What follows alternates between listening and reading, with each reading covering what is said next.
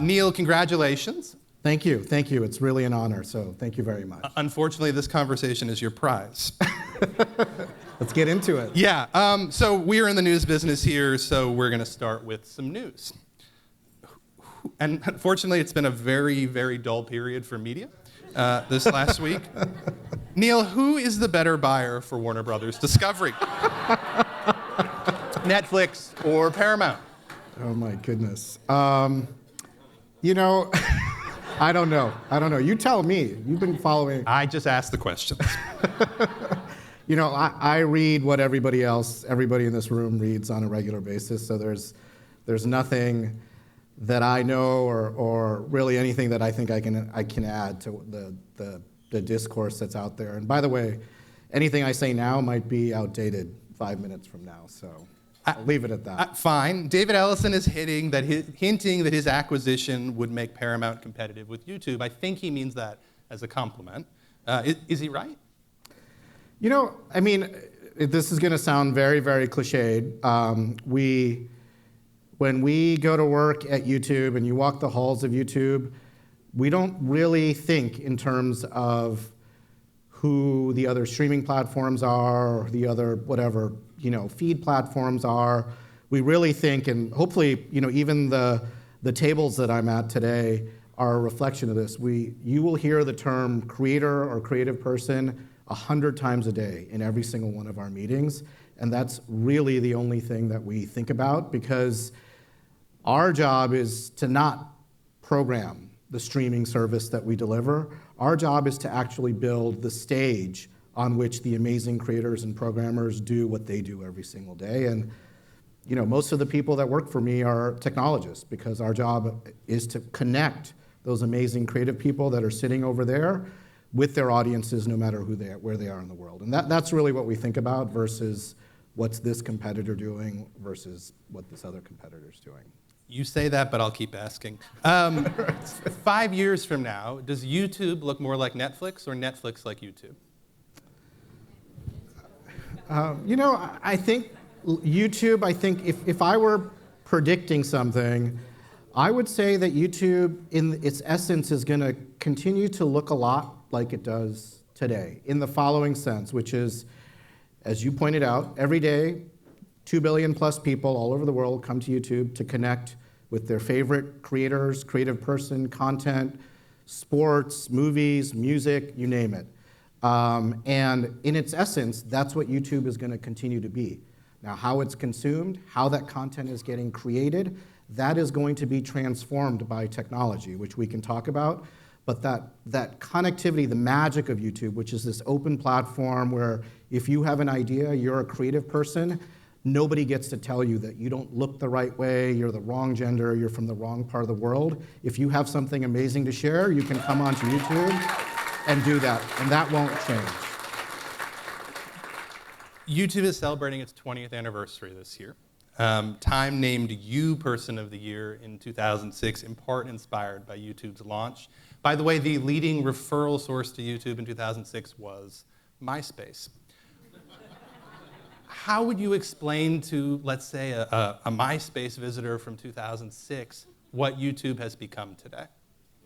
I think it's a few things, but in its essence, it is the way I describe it, and so the way it really becomes tangible for me is it's the place where the cultural zeitgeist is set every single day. Regardless of where you are in the world, if you're a young person, opening up your phone, whatever country that you're in, you're opening up to the cutting edge of culture. And that's what our artists, our musicians, our creators, our media partners are doing on YouTube every single day.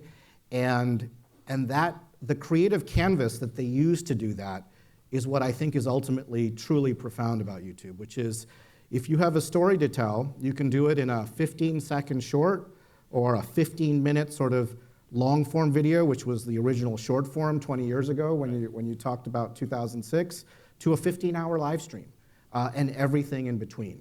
And so that's in essence what YouTube is, and that's how I make sense of the 20 billion videos that are on our platform or the hundreds of hours of content uploaded every minute. Does it bother you? You have some great creators here with you tonight. Does it bother you when they have success on platforms that are not YouTube? The answer, and you can ask any of them sitting in the audience, because they've heard this from me many, many times.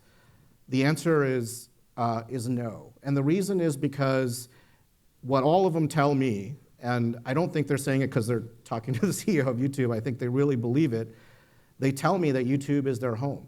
And so from my standpoint, as long as they recognize that aspect of it, then everything else that happens off of YouTube, whether it's a streaming deal with a particular streamer, or selling chocolates, or a particular pair of shoes, that is derived from their success on YouTube. And these creators aren't just incredibly creative people; they're incredible entrepreneurs too, and they recognize that. The example I often cite is our biggest creator, Mr. Beast. Like, you go to his office, the first rule in his office is YouTube first.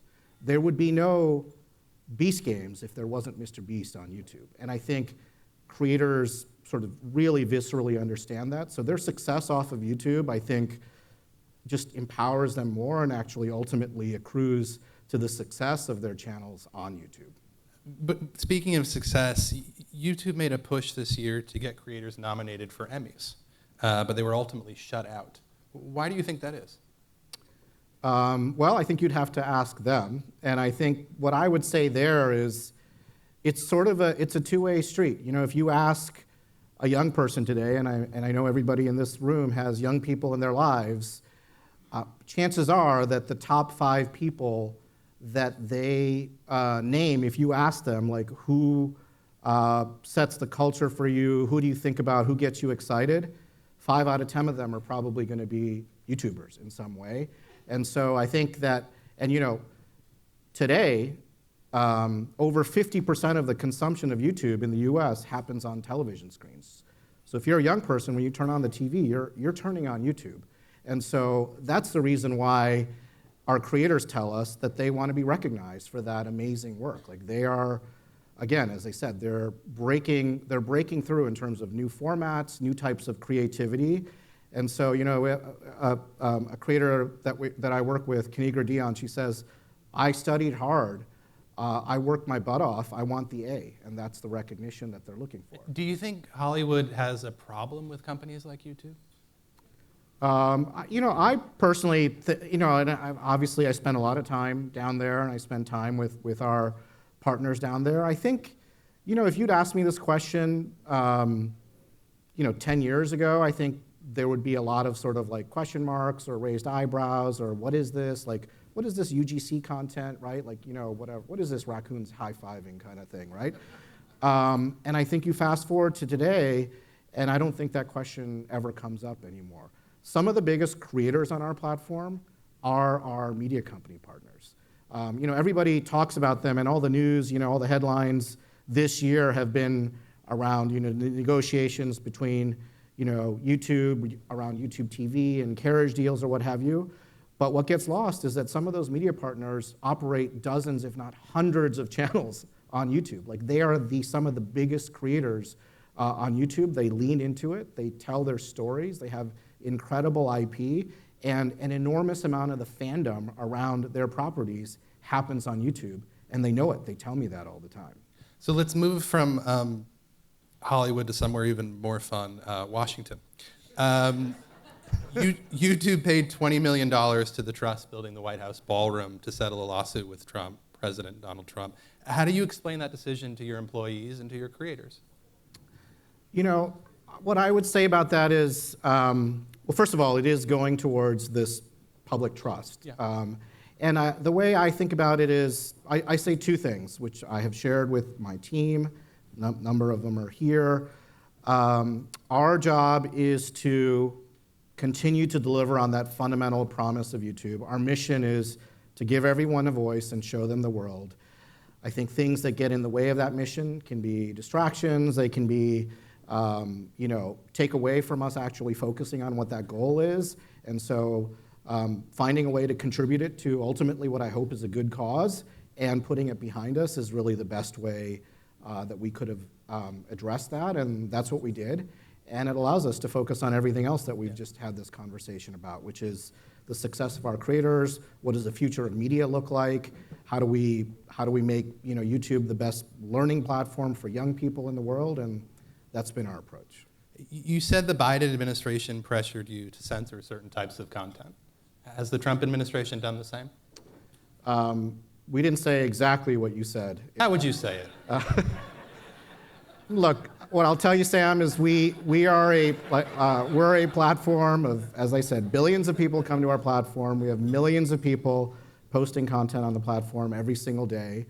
And so naturally, we are an important part of the civic discourse, the public discourse that happens. I say to my teams all the time, what happens in the world happens on YouTube, and vice versa. And I recognize that responsibility. And by the way, you're talking in the context of DC. This happens all over the world. And so do we work with administrations and governments? Of course we work with administrations and governments, whether it's the Biden administration, the Trump administration, whether it's governments in Asia, Latin America, et cetera. And I view that as a core part of our responsibility. Governments care about the impact on their citizens and societies, and I recognize that YouTube plays a really big part of that. And I think, the core thing that I think is my responsibility is to live up to that original promise, which is it is an open platform. It's a platform for freedom of expression. That's where the magic of YouTube comes from. But that means that you're going to have a place where there are millions and millions of different opinions and voices, including many that many people in this room may disagree with, but that's the power of YouTube, and that's what we have to keep living up to. And so that is the fundamental principle and really the rules of the road in terms of how we engage with governments, whether they're in the DC or in Sacramento or any of our states or any country around the world. You mentioned young people earlier. There's a new survey out today that says 1 in 5 teens is almost constantly, that's the quote, almost constantly on platforms like YouTube or TikTok.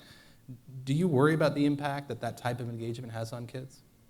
I mean, look, I talked about responsibility. I think the area where I feel like we have the paramount responsibility is to young people. We have, my wife Hema and I have 3 kids in our home. So I've experienced this directly every single day as a parent. We were the first platform to build a dedicated standalone kids app 10 years ago called YouTube Kids, and I think we're maybe one of the only people who still does that. But we recognize that kids will graduate from that and they'll want to be on YouTube. There's an enormous amount of good things that happen on YouTube. Kids learn everything from algebra to fix the tires on their dirt bike every single day, millions and millions of times a day. It's also a place where they connect with their favorite artists, but also with each other, and we see that value. Having said that, the way I think about it, and as a parent, but also as the CEO of YouTube, is the best thing we can do is actually to give controls to families in terms of how they manage that. My wife and I try to limit the time of our kids on services like YouTube, just like other services. We have different rules for the weekend versus the weekday. And I think the best thing we can do from a product standpoint is to actually make it easy for all parents from just a pure human understandable standpoint to actually manage that on behalf of kids, on behalf of their children in a way that is suitable to their household. Because every parent, I also think, is going to make different decisions and they have that right. And so that's what we work on. That's our approach. That's how we talk about YouTube with our regulatory stakeholders, and that's the way that our roadmap is oriented. And it is a top priority, and we dedicate a lot of resources. In fact, I flew out here yesterday. The meeting that I had before I came out was really around continuing to build those capabilities on behalf of parents and families. Thank you. A few rapid-fire questions to end this conversation. Who is the most powerful creator on YouTube? Most powerful creator on YouTube. I mean, we have, you know what I'd say? I think the most powerful creator on YouTube is a creator who's getting started today. And the reason I say that is because that creator has infinite possibilities before him or herself. And that power derives from what YouTube is. So that creator today, a year from now, could be a creator with 50 million subscribers, doing something completely different that no creator has thought of or invented today. And so that's really the way that I would think about it, is we live to serve the amazing creators that are in this room who are already enormously successful, but in some ways, just as importantly, we are serving that creator who decided to upload and hit that upload button earlier this evening for the very first time. What is the last thing you watched on YouTube? What is the last thing I watched on YouTube? Let's see. Well, I did watch the Time channel on YouTube earlier today. Yeah. Check it out. That's the perfect answer. Yeah. Two last questions. Also, you have to answer. That channel could be a lot bigger. We could work on that. Thanks for joining us on our stage, Neal. Here with us tonight are Brian Lord, Roger Goodell, and Lucian Grange. That's right. Which one of them is the toughest negotiator? You have to pick one. They're all very, very tough. That is not an answer. All right, fine, Neal. If you're going to punt on that question, you can't punt on this one. Okay. Tomorrow, Time will announce, and I'm sure we'll put it on YouTube, our choice for Person of the Year. Who is your choice for Person of the Year? Well, I'll say a couple of things about that. The first thing I'll say is, and this is not directly answering your question, but I feel like my job as the CEO of YouTube is actually more like the mayor of a town called YouTube, and the amazing people on YouTube are not the CEO of YouTube, but all the amazing creators and artists and the like that make YouTube what it is every single day. And so, shout out to all of them for what they do every single day. But since you asked me, there's a person on that table who is truly the Person of the Year for me, and I'd be remiss if I didn't call out my rock and my wife, Hema, who is really the Person of the Year for